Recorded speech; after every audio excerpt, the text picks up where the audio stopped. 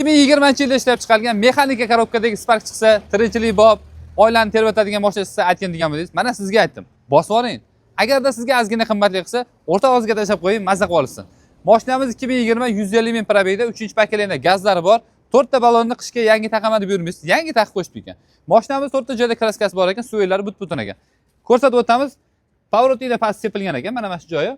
Kapotda pitnosi bor ekan, nari tomon krelos. Keyin orqa tomon ikkita kalinkasida pitnosi bor ekan. Qolgan joyi qalbis kabi toza ekan. Qolgan joylarga 100% kraska toza, bemalol tekshirtirib olaversin deyshotdi egalar.